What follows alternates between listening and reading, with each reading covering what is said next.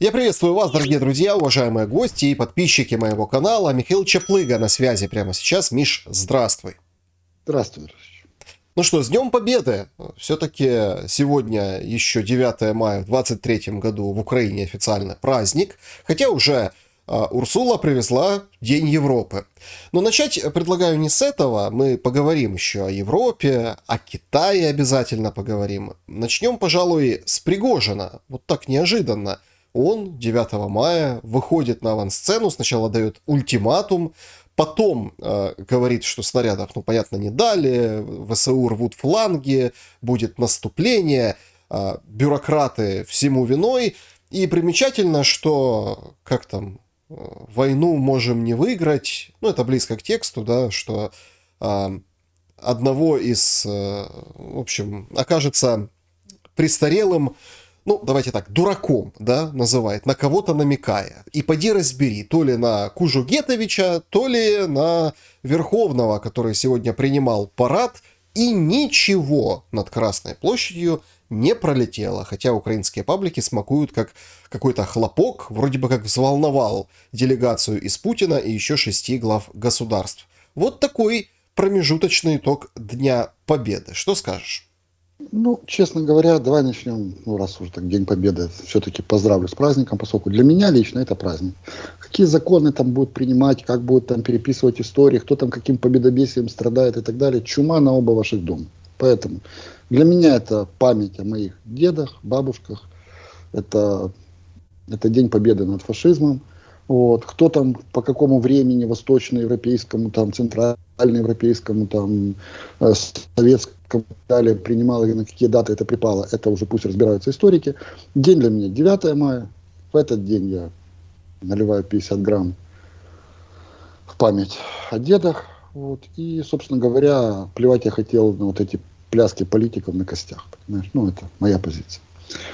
А теперь касательно всего того, что происходило. Парад в Москве, честно говоря, ничем. Ну, я, собственно говоря, и на тот парад тогда писал, что ничего там не ожидаю. И, собственно говоря, просто какая-то традиция, которая, ну, они даже с размахом ее отметить не могут, понимаешь? Вот. Больше превращают это в какую-то, знаешь, как, если тебе нечего сказать и зажечь людей, то что ты туда выперся на эту трибуну и так далее. То есть, по сути, ну, выступление Путина было, мягко говоря, ни о чем. То есть, ну, знаешь, как вот из серии «Блин». Вот это, знаешь, как календарь, когда ты приходишь в офис, там где-то работать на госдолжность, да, вот, и пиаром занимаешься. И у тебя должен быть календарь, там, по случаю на каждый день, чтобы, боже упаси, какую-нибудь дату не потерять. И каждый раз нужно что-нибудь писать по случаю какой-нибудь даты, понимаешь? Вот, вот что-то типа того мне показалось вот у Путина, да, ну, 9 мая. Ну, значит, надо, блин. Ну, вот вышел, отбыл номер. Вот тупо вот, называется отбыть номер, понимаешь? Вот.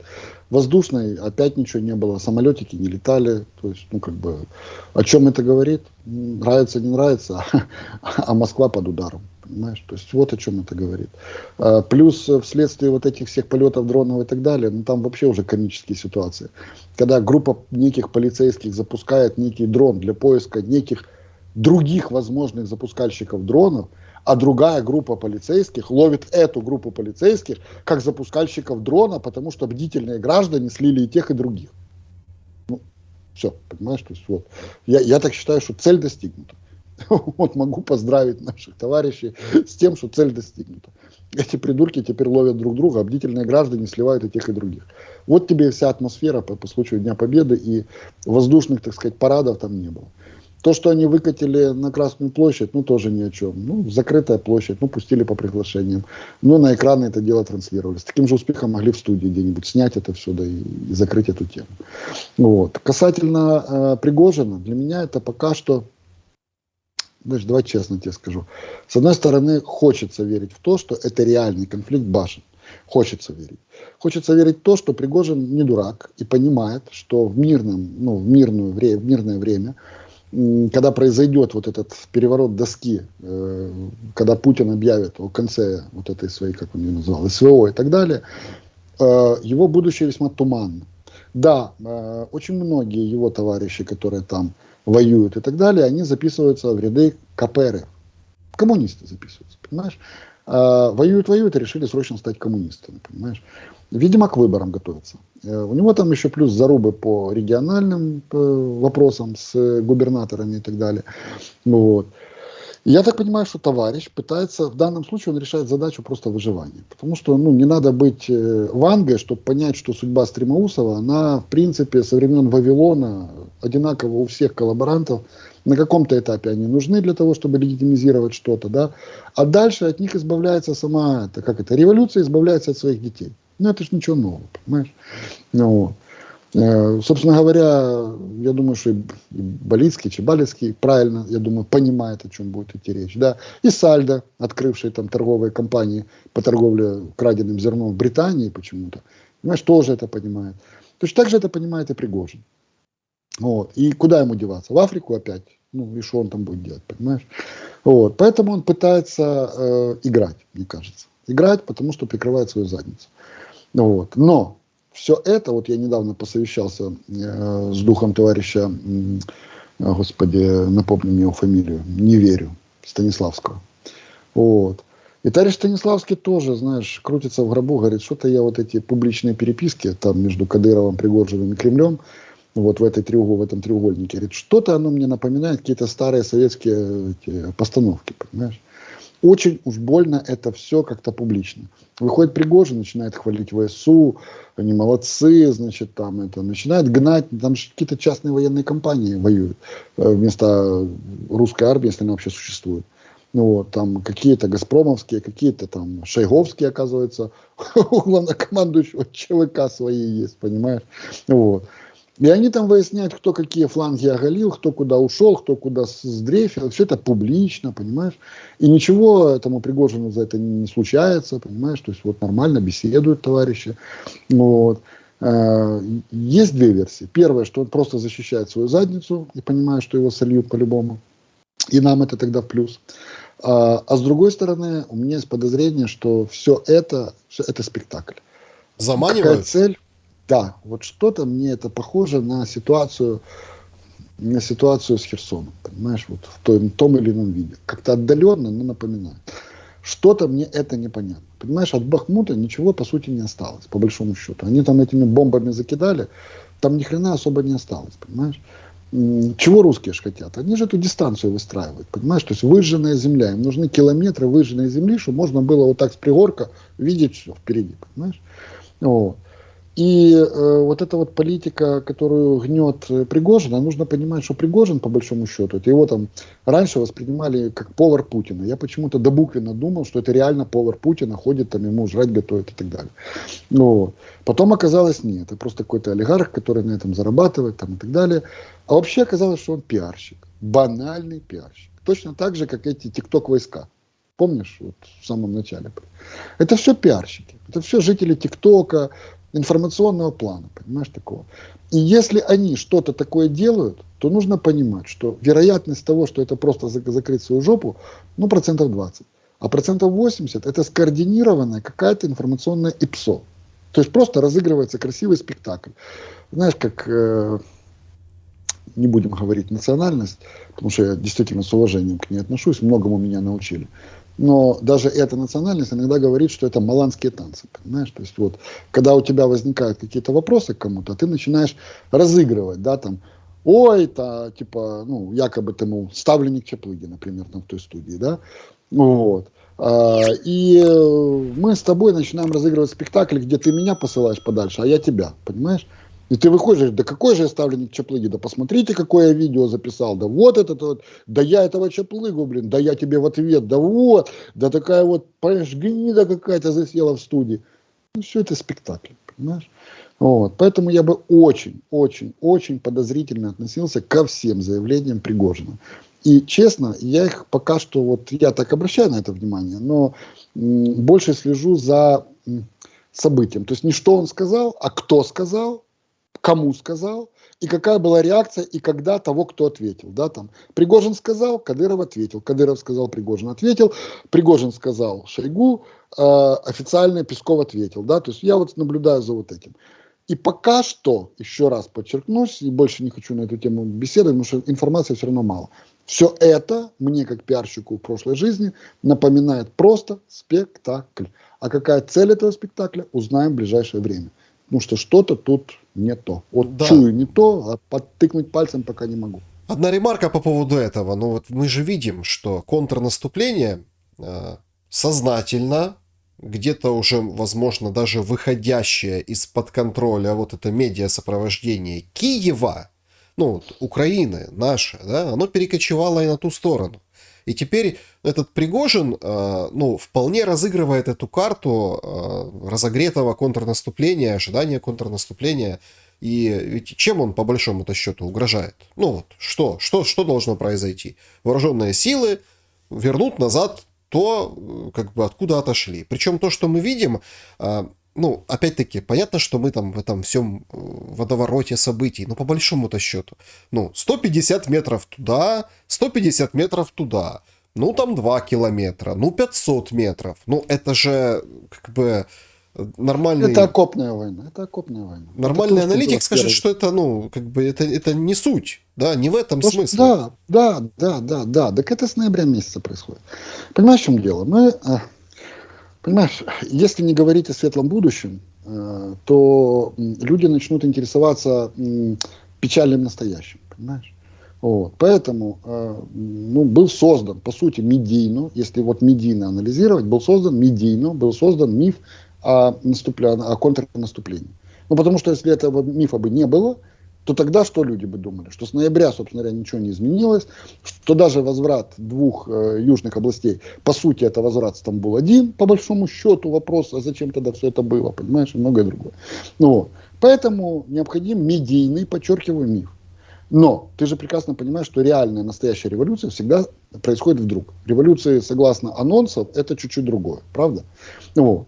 И когда началось, значит, 5 раз выходят, значит, товарищи из США и говорят, значит, контрнаступление прямо завтра. По сути, все по любасу завтра вы идете. Вот. Причем подчеркивают, что 98%, если не больше, они нам уже дали, все вперед, вы идете. Вот. В НАТО, в НАТО мы не берем, нет. Гарантии, ну вы же понимаете, гарантии это возможно только когда Стамбул-2 или Стамбул-1, вы же тоже это поймите, мол, да. То есть мы готовы, да, ну давайте так. Кстати, мы вас постоянно поддерживаем. Потом бах, значит, у них меняется риторика. Значит, они уже говорят, а вот Китай, да, что-то в этом плане китайском есть, а пусть китайцы разрулят, да. Потом выходит этот Ватикан и говорит, мы тут уже давно миссию сделали, причем вполне физически ощутимую, да. Выходит американский, говорит, да, мы в курсе, да, но комментировать не будем, вот, на удивление всем остальным сторонам, да. Вот. Потом выходит Киссинджер, который говорит, ну вот прям вижу, да, вот в 23-м году будут переговоры, на этом все закончится, давайте китайскую роль, пусть Китай этим занимается, а мы займемся Арктикой и более серьезными вопросами. У нас выборы, короче, всем спасибо, до свидания, да. Вот. Выходит сперва Пригожин, начинает рассказывать о том, что Путин готовит переворот доски, вот это якобы окончание СВО и так далее.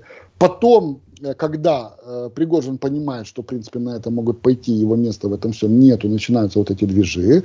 Потом мы понимаем, что все это происходит на фоне выборов в Турции 14 числа, а это ключевая страна вообще для нас и для региона, и для всего. И мы понимаем, что 18 числа зерновая сделка. Вот. А русские что хотят? Им, собственно говоря, блокада Украины не холодно, не жарко. Она не решает вообще никаких задач, понимаешь? Их интересует аммиакопровод. Вот это первое. И их интересует, ну, Тольятти, Одесса. Это что было перед разными жестами доброй воли, понимаешь? И их что интересует? Их интересует страхование их судов. И их интересует самое главное, Россельхоз к Свифту. Но они же понимают, что как к Свифту подключили, так и отключат опять. То есть это же как бы, ну, гарантий нет. Поэтому они хотят, очевидно, каких-то там получить дополнительные гарантии взамен на зерновую сделку. И все это, оно в одном узле. Потому что теоретически размен может произойти. То есть убирают санкции по Россельхозу, восстанавливают страхование и так далее. Русские играют на продолжение зерновой сделки, именно это, собственно говоря, фиолетово. А сейчас они перекрыли воздух, и сколько там, 100 судов, по-моему, уже застряло и так далее, по факту на сейчас. Вот. И все это может идти в комплексе, понимаешь? А для того, чтобы начать какие-то там а-ля переговоры, если Путин переворачивает эту доску, значит, с отказом от СВО, ну, не отказ, ну, не знаю, отказом или сообщением о том, что все достигли, мы готовы к переговорам, вот, все это в одном пакете, но для того, чтобы как-то всем сторонам было удобно, необходимы какие-то жесты доброй воли. Ну, как обычно, как это было с самого начала, понимаешь? Вот. И Пригожин понимает, что таким жестом может стать он. А если он становится, ну, в таком случае, ну, как бы он разменная монета. Вот, вот эти вот возня, вот эта вся, вот она будет, я думаю, числа до 18-го, как мы и говорили, это критичная дата. Вот до 18-го оно будет кувыркаться, да. Вот. Но о чем еще русские говорят? Говорят о том, что якобы какое-то там контрнаступление они ожидают, ожидали 9 мая, теперь они ожидают его, ну, ближайшие числа, да, там 10, 11, 12, где-то в этих числах. При этом они уже готовятся к такому жесту доброй воли. Они действительно проводят эвакуацию с Энергодара, с Токмака, значит, они вывозят людей. Это говорит о том, что они готовятся к чему-то, да. Плюс они говорят о том, что возможно такой размен, как, ну, например, SWIFT русским и аммиакопровод, а мы забираем, значит, ЗАЭС, потому что ЗАЭС для русских чемодан без ручки. То есть толку, они никакие ЛЭП не проложат в Крым, ну никак, понимаешь? То есть они долго там не простоят. Тут в Ленобласти у них, где там в Питере, ложатся эти ЛЭП, понимаешь, че кладутся. Вот. Ну а ты представь себе новую линию протянуть. Это чемодан без ручки. То есть они просто эти ЗАЭС шантажируют Европу, потому что Украина это по сути экспортная, ну то есть, грубо говоря, как это, закрома Европы, да, то есть вот должна на экспорт гнать электроэнергию, потому что у нас индустрии нет, уже давно все, и русские разбомбили, и наши разграбили до этого, понимаешь, то есть оно только на экспорт может идти. Соответственно, это шантаж Европы. Ну давайте мы вам типа отдадим ЗАЭС, а вы там отдадите нам аммиак и SWIFT, например, да. При этом, смотрите, вы как бы освобождаете территорию, это как бы продвижение, все прекрасно, тогда работает план товарища лоббиста главного в Госдепе, как его, Блинкина. Вот, смотрите, уже улучшились позиции, мы всячески помогли, слава США, пора поговорить. А тут Китай, ну и так далее. Ну, то есть, все это вот тянется к июлю, когда будет G7, где надо уже там какие-то точки расставить, и как мы будем жить в многополярном мире, да, и многовалютном. Вот. И нужно подходить к Вильнюсу, где давайте определяться, то есть, что там у нас по НАТО будет, какие гарантии, ну, как было и на Стамбуле-1, да.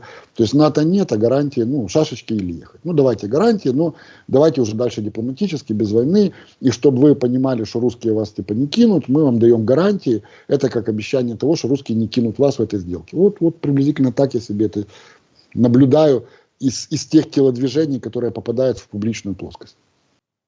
Миш, и все-таки, ну, как бы завтра, послезавтра вот эти переговоры, сообщает российская сторона, начнутся.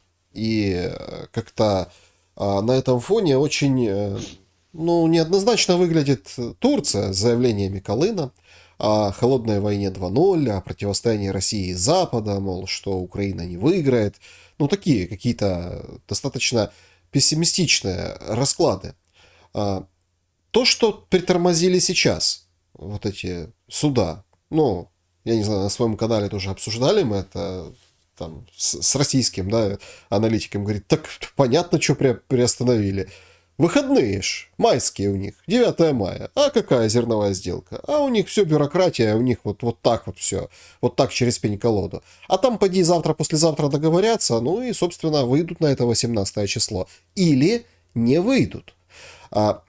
Мне кажется, что здесь очень важным, наверное, маркером того, что будет происходить дальше, будет вот как бы тональность проведения вот этой зерновой сделки.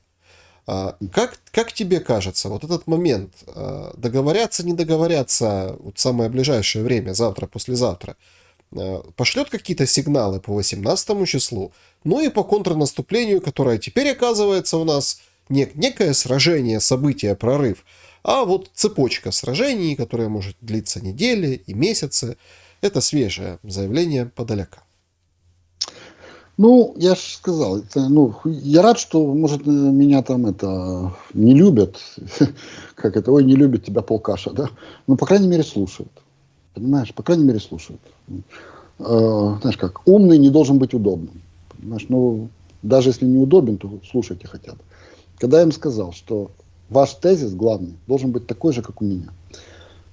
Что наша армия, наши бойцы, они уже по определению герои. Точка. Независимо ни от чего. Уже. Они сохранили нашу государственность. Все. Не важно, что будет потом, как. Вообще ничего не важно. Важно, они ее сохранили. Они герои. Второй тезис. Я не жду от наших бойцов, что они оккупируют немедленно Марс и выставят украинский флаг вместо Маска, понимаешь? Но я верю в то, что наши бойцы сделают максимум из того, что они могут, с тем, что у них есть. Вот этот тезис. Это нормально. И тогда не будет вот этих перегретых ожиданий. Я понимаю, откуда эти взялись ожидания. Потому что США, по сути, говорят, ну если вы не можете без катарсиса там, или стресса и так далее, ну так давайте, вот пропасть, вы над ней стоите. Дайте мы вас в жопу пнем, и вы полетите. Мы ж крылья вам дали, а мы говорим, да крылья-то вы не дали, дети в 16, все остальное, крыльев нет. Говорят, так ты верь, ты полетишь и нормально. Если крылья не расправятся, ты уже будешь там в 10 метрах от земли, мы тебя спасем. И во имя мира во всем мире Китай устроит вам переговоры. И видишь, и США белые, пушистые, как их орел, значит, и они сначала всячески помогли, потом пнули, а потом спасли. Ну, ты смотри, прям мемориальную доску можно им выстроить, понимаешь? Вот. Потом, правда, окажется, что мы должны BlackRock'ам даже почки, но это такое, понимаешь? Это уже будет с 10-й серии, да. Вот. Долги, знаешь ли, такое дело. Вот. Турция, кстати, до 70-х годов, если не ошибаюсь, уплачивала долги этой империи, понимаешь? Это при всех Ататюрках и при всем остальном. До 70-х годов уплачивала. Долги — это святой, товарищ. Вот. Теперь, возвращаемся к Турции. Сегодня их газета опубликовала, но уже нельзя у них публиковать социологию. А что такое социология? Социология — это, грубо говоря, если она делается, она не всегда точная, электоральная особенно. То есть электоральная, она не всегда точная. Потому что, например, есть некий город, в котором находятся сторонники Шелеста. А есть некий город, и там живет 1 миллион человек. А есть некий город, в котором живет 1 миллион человек, там сторонники Чаплыги. Да? А остальные города, они, например, сторонники Зеленского. Где сторонники Порошенко, я думаю, что у него дома в семье. Вот, больше нигде. Вот, но тем не менее. Вот. И социология, они взвесили, а там тоже какие-то миллионники живут. Да? Ну и получили, то есть, грубо говоря, они не всегда в этих опросах и так далее, когда они делают распределение, выборки и так далее, они учитывают факт, где живет концентрировано твое, например, твой электорат, где мой, не дают вот эти коэффициенты, а плюс еще есть коэффициент тех, кто мобилизирован пойти голосовать. Власть всегда решает задачу мобилизации голосования. Какой будет процент людей, которые пойдут на выборы? Ожидаем. Уже сейчас пишут 90. Понимаешь? А я думаю, что будет выше. И получается, что консервативная часть, она более, скажем так, более будет отмобилизирована, да, чем либеральная там, и так далее, и так далее. И даже если опросы нарисуют на 10% больше у оппонента Эрдогана, по итогу, то, о чем, кстати, турецкая газета говорит, по итогу Эрдоган победит в первом туре, причем с нормальным перевесом, понимаешь? Просто потому что явка, потому что все эти опросы были без коэффициентов и так далее, и так далее. Плюс вышла оппозиция и сказала, что они в течение 2 лет вышлют всех сирийских и иракских друзей, вышлют обратно. А ты же понимаешь, какую роль играет сирийская диаспора, все эти курды и так далее, играет Турция. Тут Эрдоган их и подберет, по большому счету. Собственно, как это было 15 лет назад, даже 20. Вот. Поэтому, когда он еще был премьером. Вот, собственно говоря, вот тебе весь расклад. Теперь, 18-е по сделке. Понимаешь, в чем дело? Да кораблики ходить могут куда угодно. И русские могут их пускать, выпускать, не выпускать. Это 10-й вопрос. Скажи, пожалуйста, кто купит аграрную продукцию? Кто у нас ее потребляет? Турция, они выставили пошлину сколько? 130%. А Европа, Евросоюз, все, барьеры. Понимаешь? Куда? Китай? То есть нам же деньги нужны, правда? Куда? В Китай? Ага. А Китай — это часом не та страна, которая тут мирными переговорами занимается по ходу пьесы. Вот. Тут тоже. Ладно, да, закончим мысль про зерно. Что? Ну что тоже? Китай у нас главный потребитель. Смотри, главный потребитель нашего зерна. А что? А где сейчас? АУ, спецпредставитель, уполномоченный Китая по урегулированию процесса. А где ты? Вот просто мы все обсудили. Я думаю, что все они уже сидят на низком старте. Я думаю, что все, то есть просто фигуры на доске расставлены. Когда прозвучит «бу», ну, то есть на старт, это я тебе не скажу. Ну, то есть я могу предсказать там в какой-то перспективе с вероятностью там 70%, что это будет до конца июня. Да? Точно так же Ватикан. Значит, они подготовили все документы, я так понимаю, всем разослали. И подготовили переговорную группу. То есть миссия – это не фигура речи, это конкретные люди.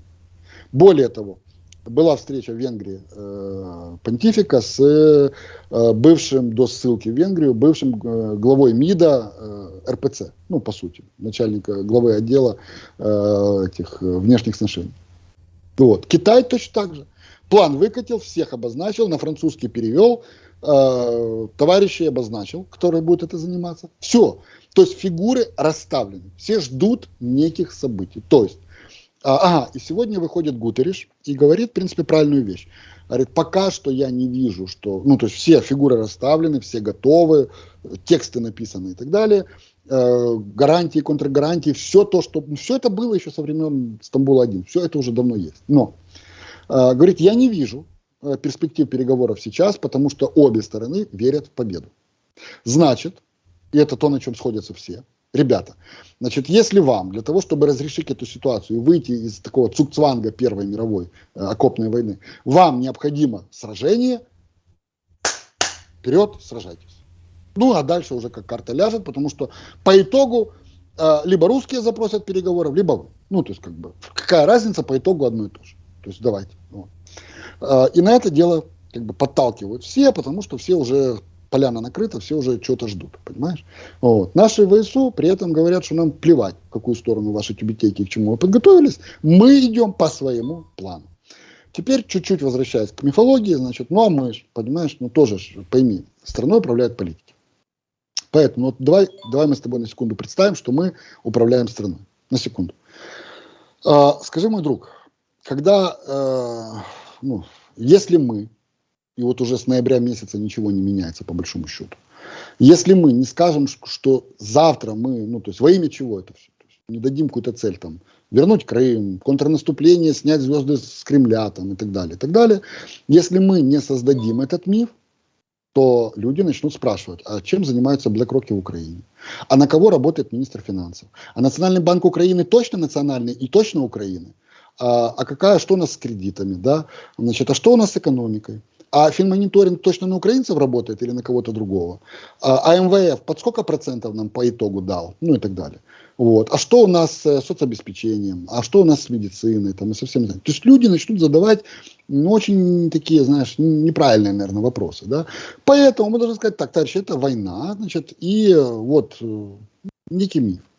А с другой стороны, мы понимаем, что надувая этот миф, мы, по сути, будем бить по ВСУ. Потому что если не принять ту парадигму, о которой я тебе говорил, будут действительно завышенные ожидания и возможная фрустрация. Знаешь, когда боец знает, что он может с тем, что у него есть, а ты вдруг от него ждешь, что он завтра на Тесле полетит на Марс, то это как бы не совсем правильно, да, то есть это бить по ногам нашего же бойца, это тоже неправильно. Поэтому сейчас начал сдуваться этот миф, потому что, так надо. Но ты же понимаешь, откуда и почему он появился. Теперь пару слов об этой сделке. Что там на днях собирается? Кто собирается? Собирается Украина, Россия, Турция и ООН. Скажи, пожалуйста, среди Украины, хорошо, Украина, Россия, Турция, ООН. Скажи, пожалуйста, кто из этих четверых отвечает за страхование судов? Кто? Из этих четверых никто. За страхование судов отвечает Британия. Я правильно понимаю? США. Кто отвечает за SWIFT? За SWIFT отвечает США. И опять же Британия. Но их почему-то здесь нет. В этой четверке. Да? Так о чем будут говорить эти четверо? Я что-то не понял. Это все равно, что мы тут сейчас ОСББ дома соберемся для того, чтобы обсудить, не знаю, внешнюю политику Италии. Приблизительно. Вот. То же самое там. Я ничего от этого не ожидаю. Потому что ООН ничего сделать с этим не может. Нужно включить SWIFT, нужно гарантировать аммиакопровод и нужно страховать суда. Все. Но это компетенция США и Британии. Они там есть? Нет, их там нет. Все. Вот, собственно говоря, я никаких надежд на это все не возлагаю особо. Поговорили. Но даже если, вот в чем иезуитство ситуации, даже если русским это дадут, и они блокаду там снимут и так далее. А по сути это торговая морская блокада. Вот чем они занимаются. Ну, вот. По итогу, как оказалось, после всех этих демаршей ЕС с блокадами, турецкие эти в рамках зоны свободной торговли 130% пошлины там, и так далее. Когда мы все это дело поняли, мы понимаем, что вопрос упрется в то, кто купит и по какой цене.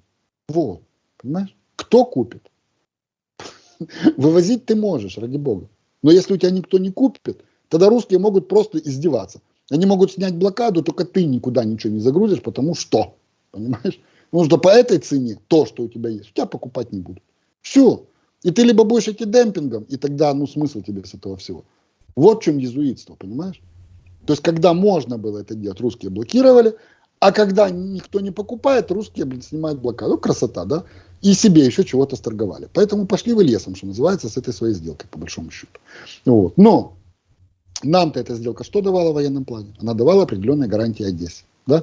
Ну, не только. То есть, она вот ту часть ну, в той или иной мере защищала. Да? Но мы видим, после вот этих вот недавних ударов, которые наносили русские по Одесской области, что это вообще ничего не гарантирует никуда и никак. Понимаешь? Вот в чем дело. И оказалось, что это Филькина грамота. То есть то, о чем мы там с русскими договаривались, ни о чем, понимаешь? То есть они лупят, ну, неизвестно, конечно, куда, не будем вот эту ИПСУ разгонять разную, но говорят, что лупят по больным объектам. Вот. Ну, то есть по важным, Ну, по критическим. нам, конечно, рассказывают, что склад Красного Креста, все сгорело. Ну, просто давайте так. Давайте назовем просто... Ракета сколько стоит? Давайте просто не назовем надо считать кого-то придут. слово «склад». Давайте вот так. Да? Ну, еще раз говорю, я никогда не читаю вот этого всего. Ни русских, ни наших, честно тебе скажу. То есть я понимаю, что ракета стоит очень больших денег. И эта ракета полетит туда, где купится то, куда она полетела. Никакие даты, вот это вот глупости привязывания к датам. Вот они устроят на 9-е, там, или они устроят на 8-е, или они устроят... Там, прошлой ночью устроили, конечно же. Да, это не в датах привязка, понимаешь, в чем дело? То есть дата тут вторична на самом деле. То есть они что делают? Они будут бить тогда, когда будет скопление войск, когда будет техника, когда будет окупаемость ракеты. Все. Вот, собственно говоря, вся херня. То есть, ну, не надо считать кого-то идиотом, понимаешь? Вот. Я понимаю, что там, ну, хочется в это верить, но по Кремлю не пьяные медведи с рябиновкой бегают. Понимаешь, там, давай даже нашего главнокомандующего послушаем, что он говорил о Герасиме, остальных и так далее. То есть, и у нас сидят профи военные, сильные, и там не дураки. Понимаешь? Вот. Поэтому вот это привязываться к датам и так далее, я бы... Это мифология уже вчерашний день. И кто куда по итогу попал, почему и как, я тоже это не читаю. То есть это, ну, эту информацию мы получим только после войны. И то через какой-то длительный период времени. Понимаешь?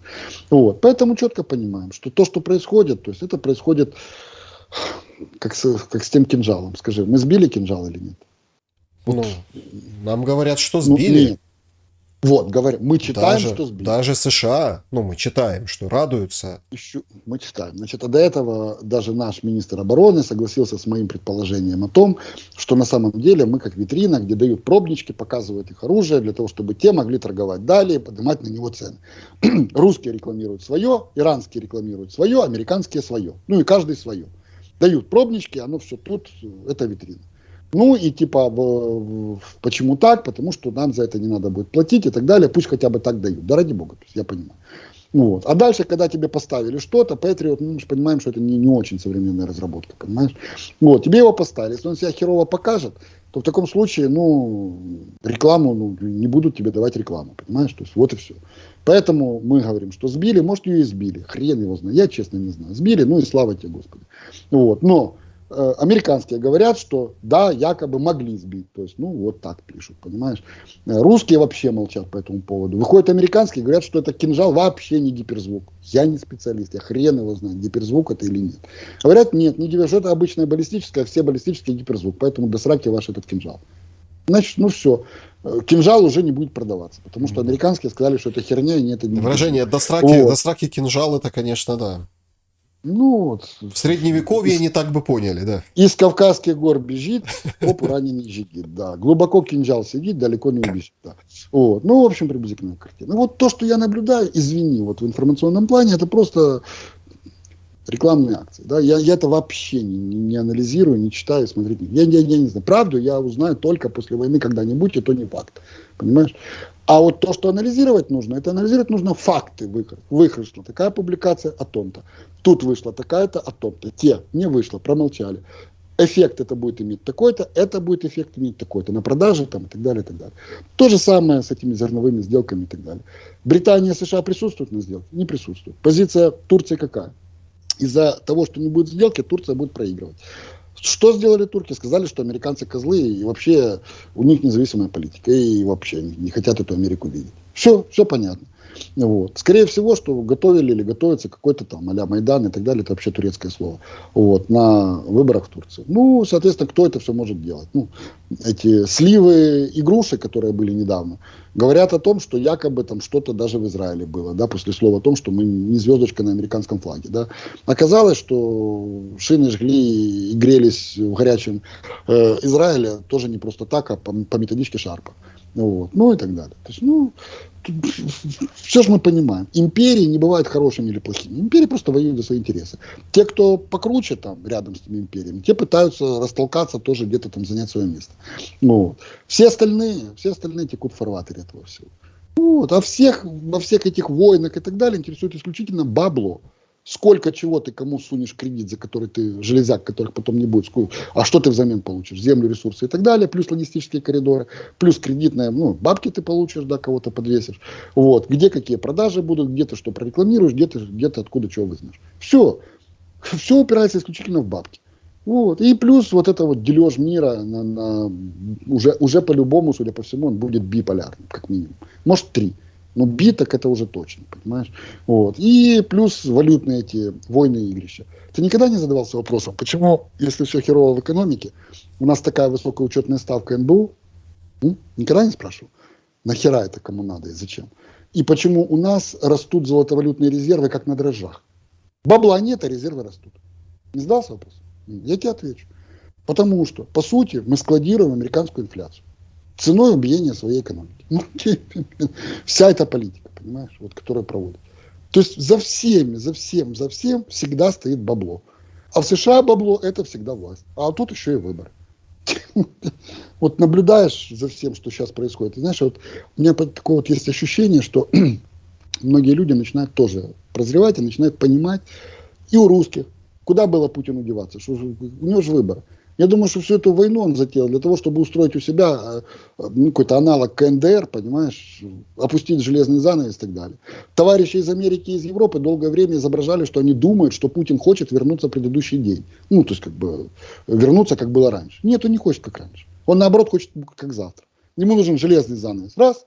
Ему нужен биполярный мир в союзе с Китаем. 2. Туда же Ирана не позвали и с саудитами и так далее. Они мир делят, понимаешь? И логистический коридор.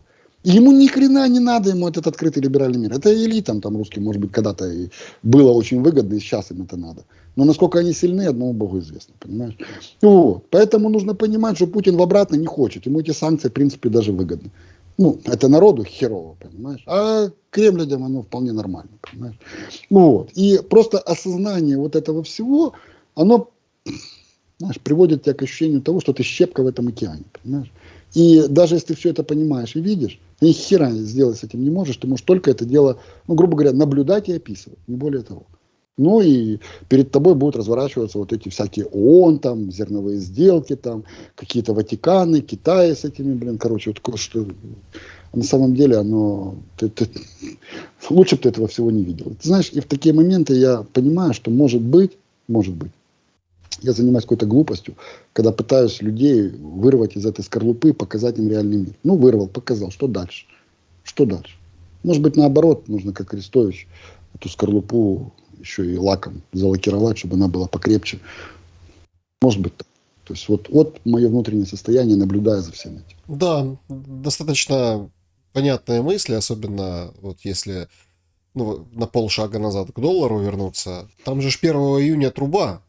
Ну, выходит бабушка доллара и заявляет, что, как бы, инфляция, кризис. Есть поправка Конституции, да, об этом. Что есть поправка Конституции, что это священная обязанность либо президента, либо парламент, не парламент у них, а Конгресса, значит, поднимать этот долг. В чем эта священная обязанность? Ну, то есть, в чем же суть этого всего? Суть в том, что Штаты тупо печатают бабки, складируют свою инфляцию в центробанках других стран. Вот вся херня. Ну и торгуют долговыми расписками. Вся история, понимаешь, этого всего. США торгуют долларом. Если они перестанут торговать долларом, это будет достаточно захолустная страна. Вот, собственно говоря, все. Поэтому, мотивируя, значит, этим, они вводят поправку к Конституции, значит, что это священная обязанность либо Конгресса, либо президента, если Конгресс упирается. Выходит Байден, говорит, это священная обязанность этого Конгресса. Мы платим Конгресс по своим долгам, говорит Байден. Да. Ланнистеры всегда платят по своим долгам. Вот. Выходит Конгресс и говорит, твоя фамилия Ланнистер, ты и плати. Все, в чем проблема? Свободен. Вот. Потому что Конгрессу что? Им этот долг, да они все подымут они этот долг. Это каждый божий год развивается одна и та же херня. Каждый год. Вот просто промониторьте. Каждый год одни и те же пляски с бубнами. По итогу все равно поднимают. Вопрос насколько, поднимают. И на этом все заканчивается. Но сейчас у них, по сути, предвыборный год. Поэтому что нужно? Им нужен конституционный кризис. Потому что в Белом доме сидит Байден, демократы, а в Конгрессе засели республиканцы. Республиканцы говорят, вы задрали, значит, все, расходы в минус, тогда мы поднимаем. Чтобы вы себе бабки не тырили. Потому что, когда мы посмотрим, сколько денег, сколько там сказали, 170 миллиардов на нас выделили, чи сколько, да? Они путаются в показаниях, потому что один говорит 40, другой говорит 140, чи сколько там, понимаешь, куда делось 100, непонятно. Потом выходит еще один и говорит, дали 100, из них 60, это вообще в Штатах они даже отсюда не выходили, понимаешь, то есть мы на свое. То же самое, как с этими миллион снарядов нам. Миллион снарядов. Выходят французы, говорят, так вопросов нет. Да, миллион снарядов обязательно будет, года через 2. Потому что бабки на миллион снарядов мы вложим в нашу индустрию, и у нас мы будем инвестировать и развивать эти заводы, чтобы они для нас работали. А все остальное вы хотели купить прямо сейчас, уже готовое. У Британии и США нет. Вне ЕС не будет. Все, мы себе бабки. Вы воюете, а бабки нам. Все ж понятно. То же самое в США. Они этот потолок подымут, но что хотят добиться? Хотят сделать так, чтобы это был не Конгресс, а чтобы это Белый дом сделал. Тогда, как правильно сказала бабушка Доллар, очень умная бабушка, с уважением к ней отношусь, все понимаю.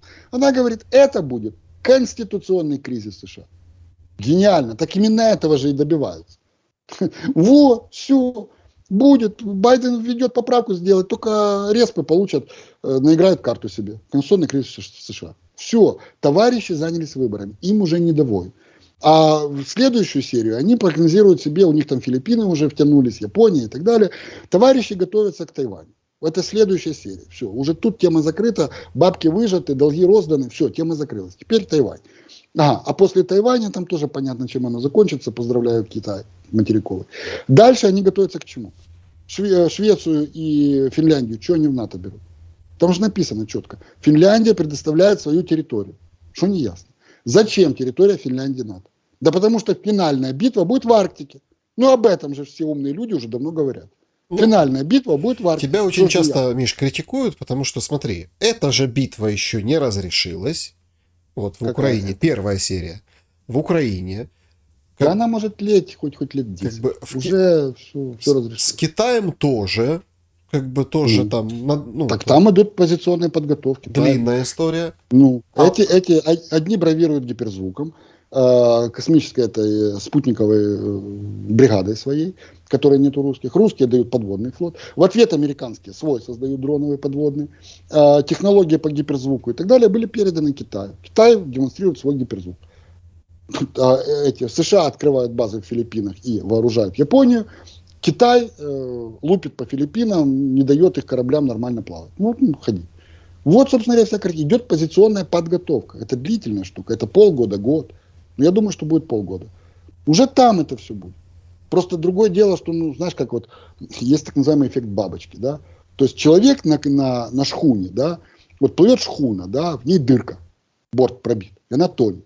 Так человек на шхуне, он понимает, что есть дырка ниже ватерлинии, шхуна тонет, но это происходит медленно, он пытается как-то плыть. Это философия человека. Есть философия бабочки. Ее период жизни меньше, чем она чем процессы, которые происходят. Бабочка сидит на конце мачты. О том, что шхуна тонет, бабочка узнает только тогда, когда над водой останется просто кончик мачты, на котором она сидит. Ага, тогда тогда да, вижу. Ну, то есть, что от меня люди хотят, там, как критик? Я вам рассказываю процессы, которые происходят. А когда уже будет мачта, кончик мачты только торчать из-под воды, вам мое мнение о том, что происходит, будет уже, в принципе, неважно. Приблизительно так. Если примерить эту замечательную метафору на Украину, что можно сказать? Кончик далеко от глади морской?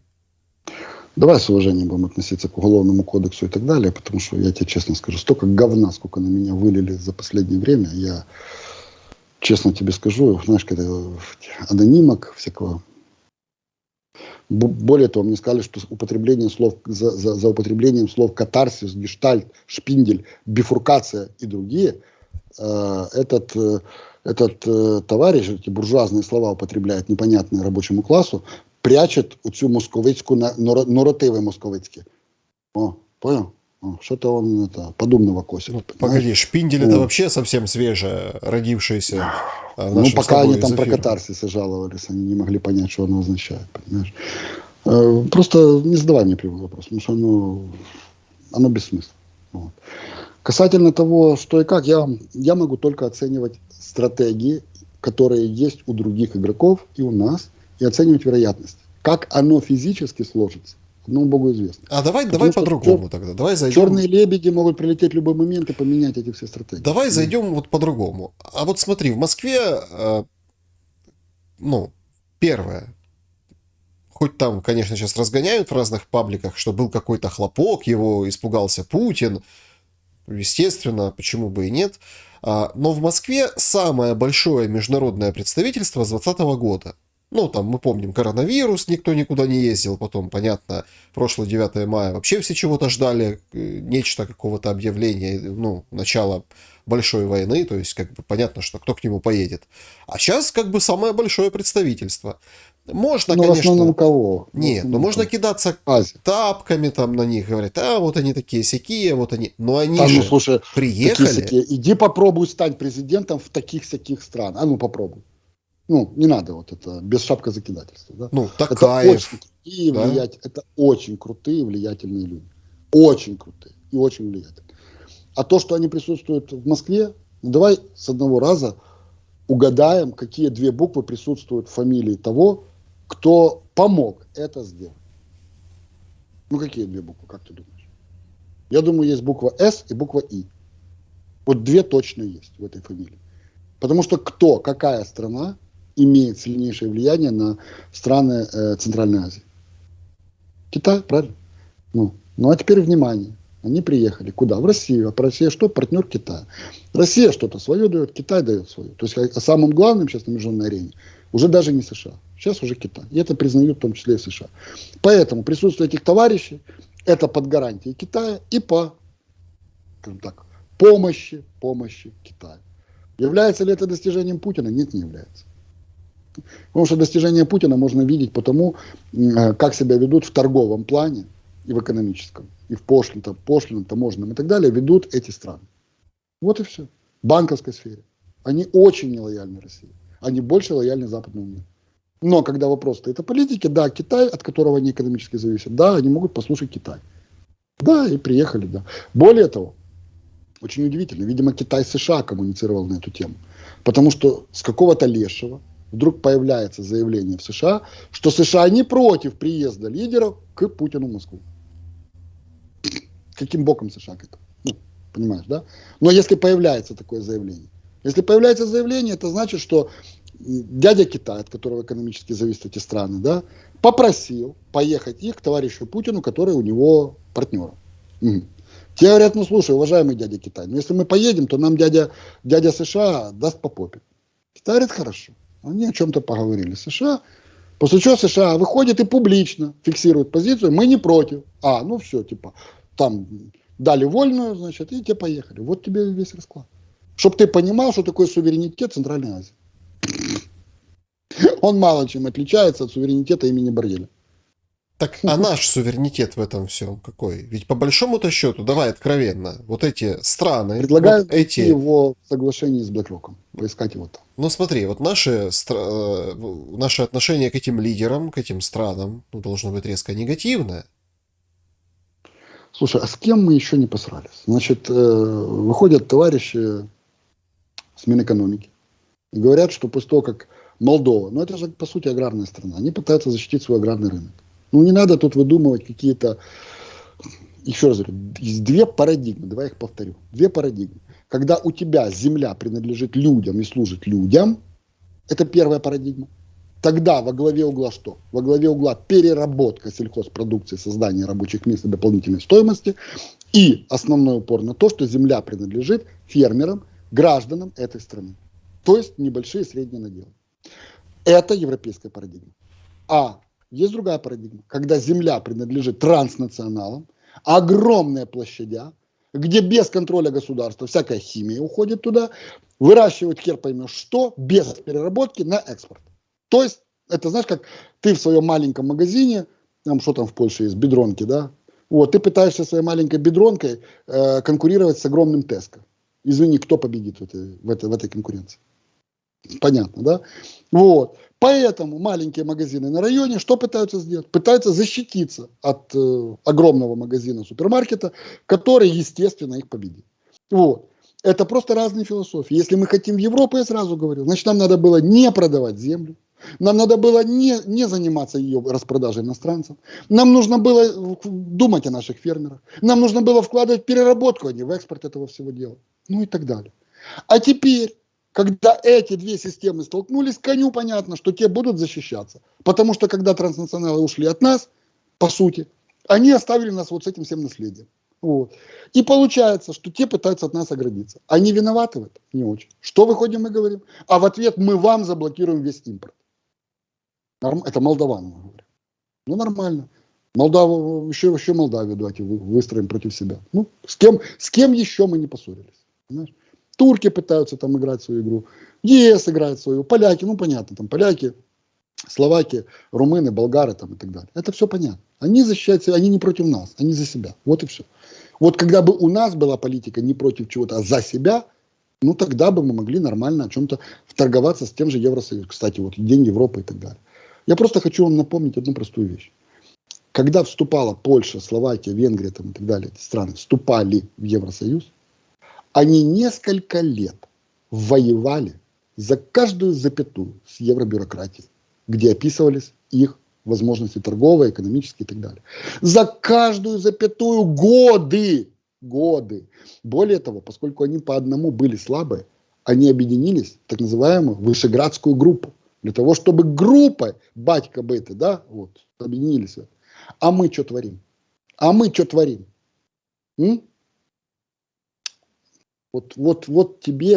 Вот тебе геополитический расклад. И что мы еще? С Центральной Азией должны поругаться? Ну, не вижу в этом смысла, скажу тебе честно.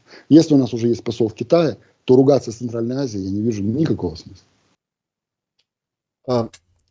9 мая и такой очень неожиданный материал, неожиданный с точки зрения профессионального подхода, взгляда, лично моего, выходит в Guardian. С заголовком, что-то близкое, если переводить, там, мы хотим быть услышаны, или там, мы не услышаны. Речь идет о том, что проблема посттравматического синдрома украинских солдат описывается в этом материале, и что фактически государство бросило, да, или там не занимается этой проблемой. И там общаются журналисты, приводят там истории там разных солдат. В общем, такой материал. Почему я удивлен? Потому что, обычно об этом пишет среднее, нормальное время, среднее издание, не шибко крупное, такое среднее, и, понятно, на уровне ниже, по тиражу, по там читабельности, но местное, украинское. Мы у нас этого не встретим. Вот именно проблемного, острого, достаточно такого серьезного подхода по этой колоссальнейшей проблеме. Британцы пишут.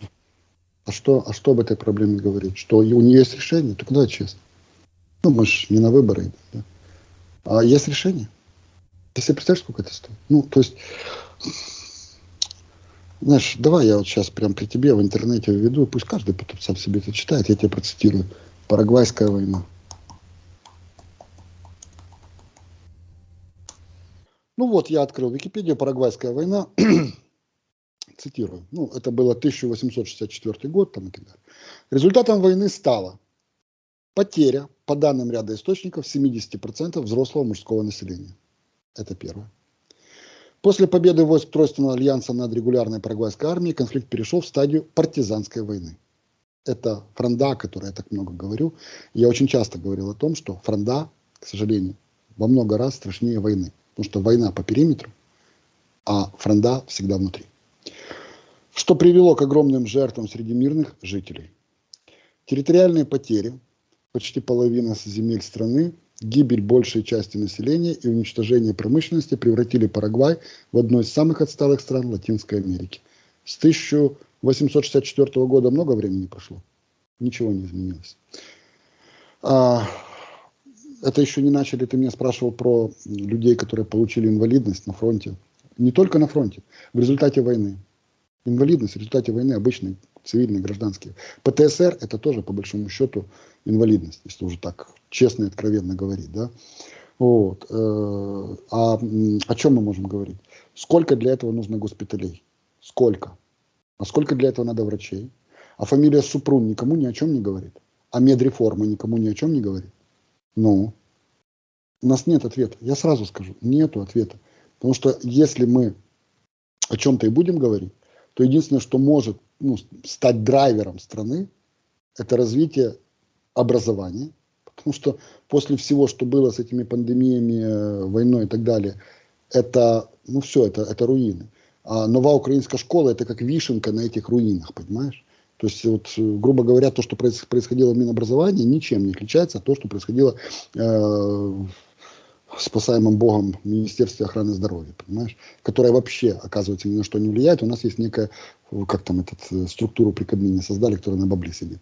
Вот. А в результате у нас все, что можно было, больницы и так далее, порезали вообще на квадратные метры. Ну, потому что по квадратным метрам оно стоит дороже. Помнишь, когда ты приводил пример, да, сколько стоит человеческая жизнь? $100, да, в лучшем случае.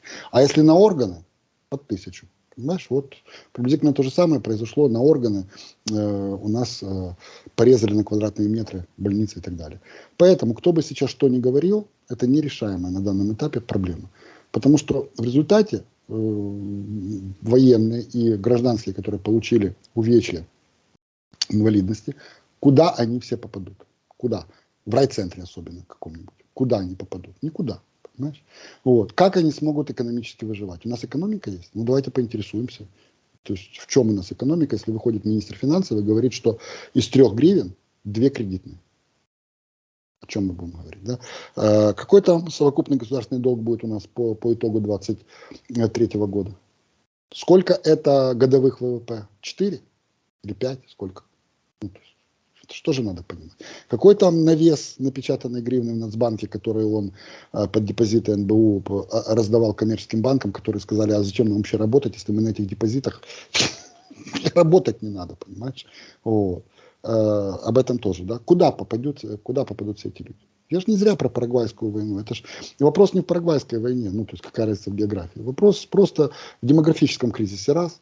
Вопрос в том, что 80% людей с ПТСР-2. Вопрос capacity, это возможности, да, медицины. 3. А на какие это деньги? Если мы не можем выплатить 30 тысяч, те, которые обещались еще в самом начале, то есть в марте, по-моему, или в апреле, военным, да, если тут идет спор об этих 30 тысячах, то скажи мне, пожалуйста, и МВФ говорит, что таких денег в природе не существует. То скажи мне, пожалуйста, откуда возьмутся деньги в природе на людей, получивших инвалидность? А как эти люди будут задействованы? То есть где, на каких предприятиях, как они будут работать, понимаешь? Поэтому я говорю, единственное, что может быть, если мы будем говорить о каком-то восстановлении страны и так далее, нужны драйверы. Естественно, выйдут торгаши и скажут, что драйвер это продай землю, продай недра, продай инфраструктуру, все нахер, порты, заводы, все нахер продай, за 3 копейки продай и уедь на Кайманы жить там хорошо, понимаешь? Вот. А умные будут говорить, что вопрос в другом, что нужно все вернуть так, как было до, грубо говоря, всех этих реформ и в госслужбе, и в земле, и в пенсионном обеспечении. И драйверами может выступить инновации в системе образования, то есть новые школы, садики, подготовка учителей и так далее. Это длинный период. И то же самое в медицине, где мы можем делать и разработки медицинского оборудования, ну, где-то новые технологии привозить и так далее. И в постройке вот этих вот новых госпиталей, больниц и так далее. То есть вернуться к тому, что было по большому счету до так называемой реформы, прости господи, Супрун. Понимаешь, вот, собственно говоря, знаешь, как-то купи козу, продай козу, только заплати в 2 раза больше, понимаешь? Вот что у нас происходит. И эта проблема, о которой ты говоришь, о ней никто не будет говорить, потому что решение лежит в отказе от того, что все эти волкеры и на СО начинается, тя заканчивается, приносили сюда все это время еще со времен Порошенко. Ну, пойдут ли на это США и все остальные? Вряд ли. А потом скажут, ну хорошо, мы вылечим, поможем людям, которые получили инвалидность вследствие войны, все хорошо, что мы с этим будем делать? Так потом мы могли бы стать, как Венгрия, страной медицинского туризма. И на этом нормально зарабатывать. Но для этого надо работать и иметь голову, понимаешь? А у нас хотят не работать, продать за 3 копейки, уехать на Кайман. Вот, собственно говоря, все. И если бы ты меня сейчас спросил, есть ли решение, я бы тебе честно сказал, ну, будь я президентом там, и так далее. Я бы сказал, нет. Нет, его нет. К сожалению, все будет как всегда. То есть люди с инвалидностью останутся один на один со своей бедой. Хорошо, если будут волонтеры. Больше никак. Но волонтер тебя не вылечит. Волонтер может собрать денег, может купить какие-то лекарства, что-то еще, оплатить там куда-то тебе поехать, там полечиться и так далее. Это в лучшем случае. Это космические деньги, но в лучшем случае. Но он никак тебе не обеспечит врача, клинику и так далее, если этого нет. Понимаешь? Волонтер, ну, на волонтерских началах тебе ты же не пойдешь к хирургу на волонтерских началах. Понимаешь? Тем более, если это еще и просто волонтер, а не хирург. Вот. Поэтому это все не так. Более того, если мы изучим опыт США после Вьетнамской войны, была хоть одна успешная программа реинтеграции людей с ПТСР и ветеранов и так далее. Хоть одна, только по-настоящему успешная. Нет, не было. Что в результате сделали США? По сути, сделали для них мини-резервации, по большому счету. Ходят слухи, я не уверен, правда это или нет, но ходят слухи о том, что даже им позволяли там, наркотическую терапию. Ну, то есть других вариантов не было. То есть это потеряны были для США люди. Как это будет у нас? Ну, знаешь, не хочу ничего прогнозировать. Ну, не надо быть вангой, чтобы понимать, как это все, во что это выльется, уже выливается, и что это будет потом. Ну, вот. И Да, это, ну, больная. Знаешь, как бы пессимизм Да почему сквозит. пессимизм? Да, Почему тут пессимизм? Ну, от этого. это реализм. Ну, это реализм. Ну что, ну, знаешь как. Можно 10 раз сказать сладкое, но во рту от этого сладко не станет. Понимаешь? Ну, а как же, Миш, ну как же, Скорлупа, Арестович, ну, надо же все-таки давать людям надежду, хотя перспективы, конечно, так себе. Я Понимаешь, в чем просто... дело? Ты затронул тему, где я про скорлупу говорить не буду, потому что у меня такая ситуация, что я столкнулся с этим лично в семье, понимаешь? И плюс мой близкий друг, который занимается волонтеркой, с которой мы работаем, он замглавы Союза организаций инвалидов Украины. Да? То есть мы давно работаем с людьми с инвалидностью, я знаю, что это такое. Когда ты приезжаешь из Европы, где ты видишь кучу людей с инвалидностью, видишь их на улицах и везде, приезжаешь в Украину, их не видишь. Почему? Что, у нас меньше инвалидов? Больше. А почему в Европе? Потому что с 10-го этажа он не соскачет со своей этой каталкой, он не соскачет на 1-й этаж вниз, а потом наверх, понимаешь? И по городу оно не френдли для него, понимаешь?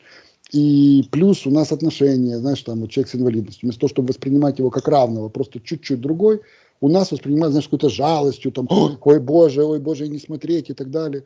Да это обычный человек, вот примите его таким, каким он есть. Но у нас философия другая. И эта тема больная для меня, потому что мы давно с этим работаем и помогаем, сталкиваемся. Я понимаю, какая мафия в этом всем была, особенно в протезировании, и есть, наверное, протезирование во всем остальном. Что такое спинальники и как там непросто и так далее. Ну, спинальники — это те, кто на колесах, на этих креслах, да. Вот, и многое другое. И вот эта вся инфраструктура наша, пандусы, шмандусы и так далее. Да я уже, это только то, что ты внешне видишь. А когда вопрос заходит о реабилитации, ты себе представляешь, что такое комплекс реабилитации людей с инвалидностью? Сколько это стоит и как это должно работать? Это не про ПТСР, это про физическую инвалидность. А что оно есть? А что государство финансировало? Когда оно последний раз это все финансировало? А? Напомни мне, пожалуйста. под видом борьбы с нахлебниками советского времени поприходили эти инвалидские организации. Жрут и жрут, понимаешь. Еще эти, наверное, ветеранов этих со Второй мировой кормят. Да, отменить нафиг все. А Санкур у нас когда? При Яценюке отменили. Ну, санаторно-курортный, все остальное. Ну, пойми, что ты хочешь. Ну, сейчас не скажу, что я там лоббирую опять чьи-то интересы, господи, прости. Профздравницы, профсоюзы. Ну, в ней же тоже, одни бандиты захватили ее там внутри, вторые бандиты у них отжимают. Потому где тут профсоюзы одному богу известно, ну, вот так происходит. Ну, хорошо, заберете вы это дело в профсоюзу. Будет оно коммерческим. Кто пустит людей коммерческое? По какой цене, как это будет? Если это вообще не будет перепрофилировано. Ну, все, ты затронул просто пласт проблем. Хотите сидеть в скорлупе, сидите, что я могу сказать. Это не поможет. Потому что вот людей с инвалидностью я хочу спасти. А остальные, в принципе, мозг имеют, могут сами думать, если хотят. Не хотят, не надо. Как-то так. Ну да. Затронул Guardian, мы рефлексируем, хотя, это действительно большая проблема, и наверняка, знаете, вот все у нас как-то проблемы мирной жизни, а это после победы, а это после, а это потом. Так война уже больше года. И, извините, эти люди, которые там получили ранения, которые травмированы, у которых расстройства, у которых действительно проблемы с разным здоровьем, они уже больше года накапливаются. Это не в том плане, что многие больше года с этим живут и требуют этой помощи. Кстати, о помощи, как всегда, традиционно всех призываю подписываться на телеграм-канал Михаила Чаплыги, Миха Анархист, ссылка в описании. Там помимо аналитики и, скажем так, информационного какого-то компонента, есть еще и хороший компонент, благородный компонент помощи, волонтерства. Подписывайтесь, переходите, ищите. Я думаю, что кто ищет, всегда найдет. Также меня обратили тоже в эту религию Телеграма. Есть телеграм-канал Шелест. Подписывайтесь тоже, заходите. И тогда точно не пропустите новые выпуски. Слышите, может быть, другие некоторые мои мысли по другим поводам, не тем, которым мы не уделяем внимания в беседах с гостями, тоже милости просим. Лайк этому видео, конечно же, комментарий здесь. Очень интересно, как вы отреагируете на эту беседу. У меня финальный вопрос, и он внутриполитический. Можно я буквально сейчас я уже так вижу, к финалу идем.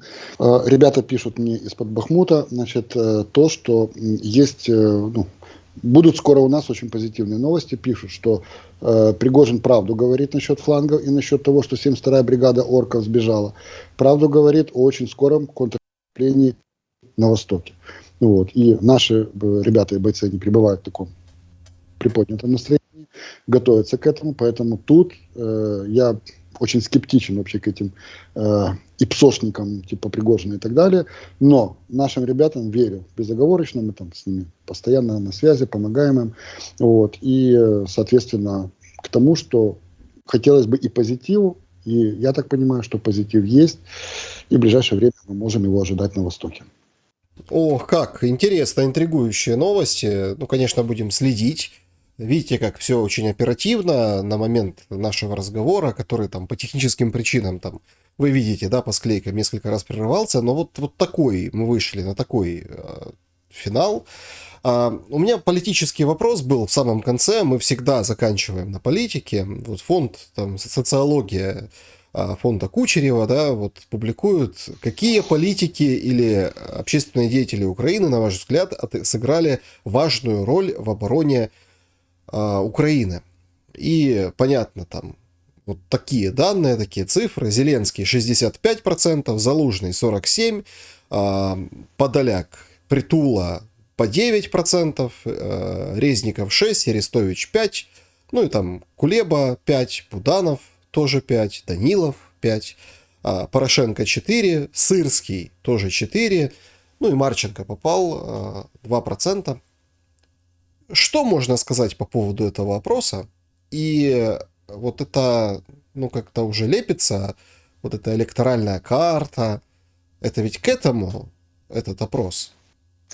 Слушай, во-первых, давай не будем называть это опросом. Какая социология может быть в Украине?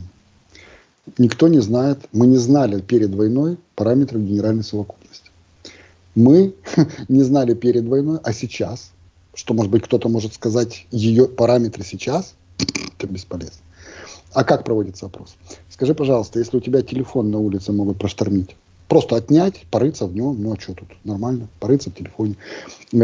Ты понимаешь, что, ну, грубо говоря, ну ладно, я-то уже лет 20 так живу, и для удобства, что называется, спецслужбы пользователей, я не меняю ни номера, ничего, то есть у меня все абсолютно без каких-то защит, скрэмблеров и так далее, все в публичном, вот как хочешь, вот вперед. Вот. Но простые граждане же, наверное, ну, мне на то, чтобы к этому привыкнуть, понадобилось лет 5, наверное. А простые граждане, они сильно к этому привыкают? Ага. То есть, когда у тебя может быть просмотрен все частное твое в телефоне, прослушаны твои разговоры, лайк в каких-то, честно тебе скажу, нахер они туда влазят, не знаю, на каких-то одноклассниках лайк, это уже там судебное дело и так далее.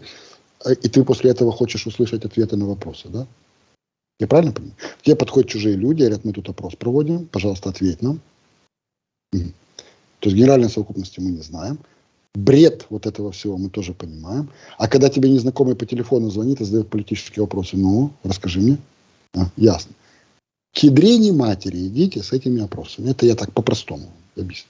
Если вам что надо нарисовать, так и напишите. Значит, мы хотели бы, чтобы вы верили в эту херню. И в частности, вот так писать, херню. И пишите, какую херню вы хотите. Вот. И написать внизу, рога и копыта, контора 1 в кооперации с конторой рога и копыта 4. В скобках можно, ну, знаешь, как это, чтобы морда была умнее, надо очки. Мне когда-то советы, надо очки, уже придется, потому что зрение падает все-таки. Очки и брови домиком. А в социологии вместо очки и брови домиком это в скобках писать какие-то цифры.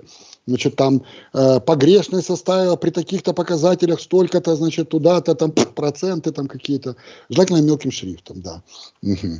Вот. Дизайн, есть такой дизайн погрешность.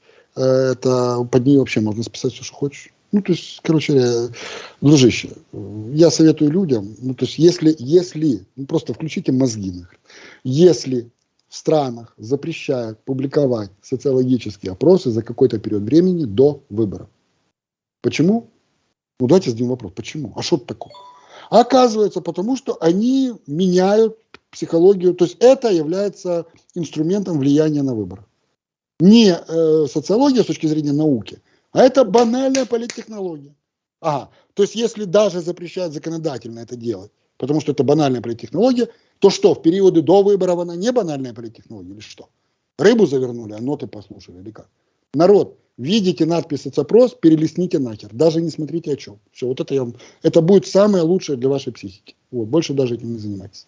Вот. Теперь касательно того, чего хотели. Ну, что хотели показать, тоже понятно. Да? Почему началось? Да очень просто. Ты абсолютно прав. Значит, давай отсчитывать. Очередные выборы в парламент. У нас когда? Ну, по Конституции, да. Ее не отменили, напомни мне пока. Не отменяли? Не отменяли, слава богу. Значит, 28 октября, да?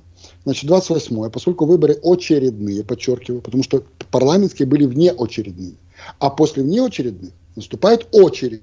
Очередные 28 октября. Грубо считаю. Ну, пусть 30 октября. Значит, 30 октября, 30 сентября, 30 августа, 30 июля. Ну, то есть где-то вот в 20-х числах июля должна что сделаться? Начаться избирательная кампания. А для того, чтобы она началась в 30-х числах июля, потому что за 60 дней нельзя, это очередные. Для того, чтобы она началась так, нужно что? Правильно, мой друг. Нужно где-то в начале июля, чтобы военное положение было только в тех областях, которые неправильно голосуют. Ну и где сейчас боевые действия? Опыт есть. Правильно понимаешь, да? Опыт есть.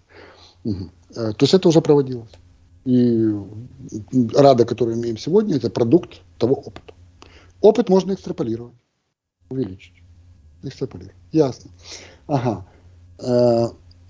Значит так, какой же фишечка? Как-то не выигрывается она так, понимаешь? Потому что уровень поддержки слуга, ну как-то не ахти. Да и у Порошенко тоже паршивая ситуация, будем прямо. А знаешь, когда вот это, вот особенно меня это умиляет, когда люди цепляют свои борды и пишут, сколько денег они своих потратили. Знаешь, мне стыдно было бы сказать. Когда от меня Райфайзен потребовал с этим финмониторингом сколько, куда и как, мне было так стыдно просить у частей бумаги о том, ну, насколько мы передали, ну, чего куда. Это мои деньги, я вообще не, ну, то есть это не волонтерство, ничего, это мои деньги. Я, ну, грубо говоря, там, или на себя собирал, или это просто мои накопления, которые были и так далее. Мы отдавали, потому что мои друзья воюют. Ну, как я могу не помочь? Ну, передавали, делали. А тут выходит товарищ, лепит свою морду и пишет, сколько денег, кому он что передал. Это ты что хочешь? Ну, передал и молчи. Ну, скажи, помогал. Это твой, ну, не хочешь, не помогай. Ну, зачем цифрами-то бить по морде? Вот ничего не понятно. Но золотая фикса, она, понимаешь, она такая.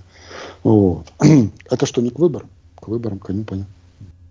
Теперь ты понимаешь, почему я ориентируюсь на июль? А в чем же пасочка? Пасочка в том, что сейчас, по сути, все эти старые элиты объединились вокруг младшего Кличка, значит, у которого нет антирейтинга. Вот, и собираются устроить оранжевую революцию 2. Ну, я это называю фрондой. Это когда все, значит, это вот собрались там, сало, мед, говно и танки, вот, старое собралось, и пошло, значит, ну, многие голосовали не за Зеленского, а против Порошенко. Да? А теперь то же самое, только наоборот. Ну, только вместо Порошенко, согласно Венского сговора, кто должен был быть Кличко? Ну, вот тебе Венский сговор продолжается. Ну, то есть вот оно все выплывает. Вот тебе вся картина, что будет. Да? Но как это все перебить? Очень просто. Если очередные выборы 90 дней, а внеочередные 60.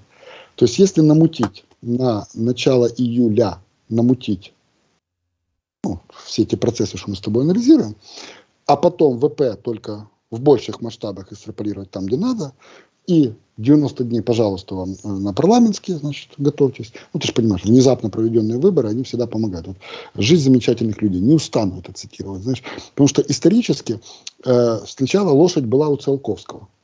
А у Циолковского был друг, да, Пржевальский. Они играли в карты. И для того, чтобы забрать у него лошадь, значит, Циолковский, ну, точнее, Пржевальский, ночью приперся к Циолковскому, разбудил его и внезапно сыграл с ним в карты. Опа! Так лошадь Циолковского стала лошадью Пржевальского. Вот именно так проводятся выборы. Внезапно. Потому что весной жопа. Потому что только две даты есть. Значит, очередные, то есть, их нужно провести как? Совмещенно с президентскими, иначе не вытягиваете. Это я еще за год до войны говорил. Так не бывает. То есть, если вы проведете сейчас парламентский, а потом президентский, проиграете и то, и другое. Поэтому единственный вариант либо раньше президентский, теперь вопрос как, а потом парламентский, либо совмещенно. Это уже проще. А как раньше президентские провести? Я устал, я ухожу, или там, я не устал, я переизбираюсь? Не задавай вопросы. Тут есть одна фишка, о которой ни один эксперт вообще не сказал. 90 дней на очередные парламентские и 60 на внеочередные президентские. Так. Не понял? На середине парламентской избирательной кампании, которая происходит внезапно может появиться внезапные президентские выборы, совмещенные с ними. Все. Тогда карта Кличка не играет. Но это все зависит от боевых действий. Это черный лебедь. Понимаешь? Поэтому рассматриваются два варианта. Тогда очередные президентские и внеочередные парламентские. Понимаешь? А внеочередные парламентские 60, президентские 90. Ну, опять тоже. Ну, то есть игра, только чуть-чуть наоборот. Но это проще, потому что парламентские можно под ситуацией военного положения, можно их отсюда. Ну, то есть парламент ты можешь, нельзя переизбрать парламент, пока идет война. Понимаешь? Вот и вся картина. Товарищи готовятся и туда, и туда. Все отлично. Все партии еще Господи Боже, по-моему, это еще в январе началось. С января. Не с января. В январе они начали чесать юридически. С марта месяца. С марта. Уже идут смотры местных элит-бандитов, которые берут на кормление франшизы под видом благодейных фондов и так далее. Вот где вы видите все эти сетки благодейных фондов, это все партии. Вот, сходу. Я тебе уже это скажу. Вот. И партии точно так же. Смотрим местные. Все как обычно. Значит так, дай денег сейчас, бери на содержание это самое, и твоя бандитская группировка будет под нашим флагом идти туда. Все, ничего нового. Это все с марта месяца. Офисы пооткрывались, фонды, партии, инициатив, понимаешь? Все, вот и все, что будет. Народ думает, что вот мы после войны вернемся там прошлое. В плане выборов, да, вернетесь в прошлое. А в плане всего остального пойдете в будущее. А какое будущее? Ну, поглянитесь вокруг. Потому что будущее, оно не берется из ниоткуда, правда? Е равно МЦ квадрат. Ничего не звідки не берется, никуда не зникає. Лесь Подеревянский. Вот. Поэтому, хотите знать, какое будущее вас ждет, так посмотрите на настоящее вокруг. И вы поймете, только умножьте потом это на 100, и вы поймете будущее. Вот в этом плане вы поймете будущее. Да. В политическом все как обычно. Вот, дружище, вот тебе политический ответ. Да, очень интересный расклад. Друзья, напишите в комментариях, что думаете. Миш, спасибо большое за твое время и твои мысли. Друзья, спасибо за лайки под этим видео. Пожалуйста, подписывайтесь на YouTube-канал, будьте ближе в канале Telegram и берегите себя и друг друга. Ждем хороших, позитивных новостей. На них надеемся, но готовы анализировать все, что есть. До скорого, добра и света.